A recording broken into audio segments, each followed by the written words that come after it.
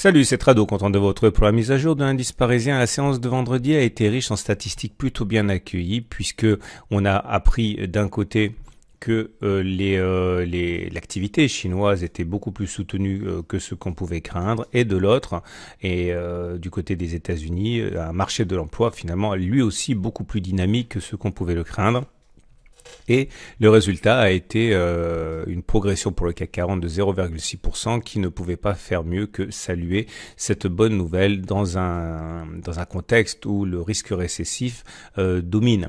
Alors nous avons une situation où les cours sont complètement pris en sandwich entre le support journalier des 5690, 5738 et la résistance des 5745, 5793. À titre personnel, vous le savez, à cause de la bougie que l'on a eu le jeudi 31 octobre, eh bien, je suis sorti de mon swing haussier.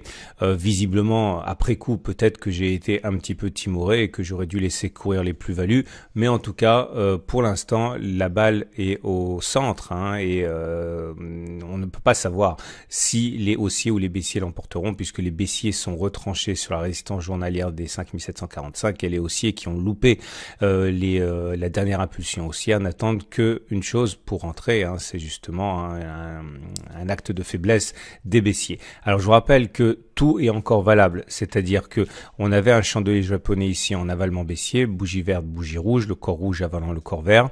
C'est un signal baissier. Je vous rappelle que de manière classique, si vous voulez trader ce genre de chandelier japonais, vous avez deux solutions. La première des solutions, c'est donc de rentrer sur la formation de la bougie numéro 2 et de mettre un stop loss au-dessus du chandelier. Comme vous pouvez le voir, les plus hauts de la séance de vendredi n'ont pas permis de faire sauter le stop de ceux qui ont un scénario baissier, et en ce sens, les chances de succès des baissiers ne sont pas pour l'instant remises en cause. Si on ajoute à ça la vague de Wolf que j'ai mentionnée et qui n'est pas non plus invalidée, vous voyez, on a ça. Et on a ça, c'est-à-dire 1, 2, 3, 4, 5, avec objectif, une fois que c'est activé, et ça a été activé, d'aller chercher le niveau 4, et ensuite, pourquoi pas le niveau 6, mais c'est plus rare.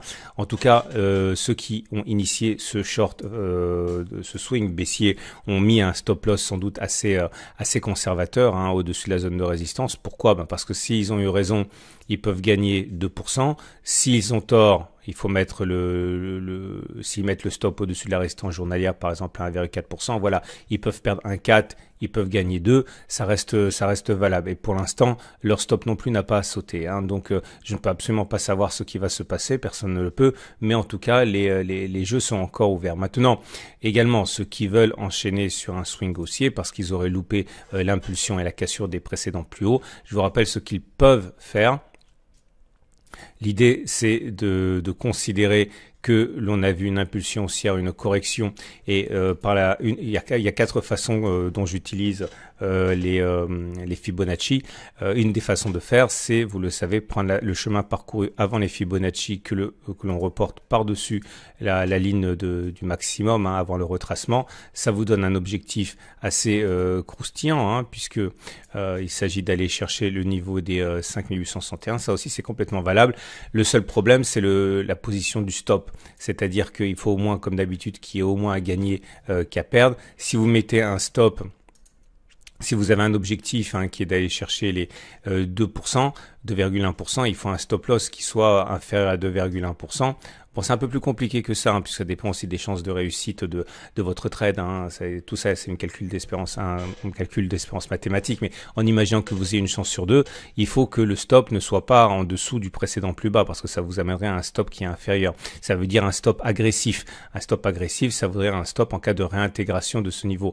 Bon, mettons, à 0,6%. Si vous prenez un stop à 0,6% et un objectif à 2,1%, ça se tient toujours. Donc là, plus que jamais, vous avez le choix, selon vos convictions. Moi, je vous rappelle Une chose, c'est que ma conviction, elle est haussière sur le CAC 40. Je vous invite à regarder et à relativiser ce que je dis avec la vidéo hebdomadaire de moyen terme que j'ai produite. Et j'explique dans cette vidéo pourquoi je suis à la fois haussier sur le CAC 40 et un petit peu sceptique. Je vous renvoie à la vidéo du week-end.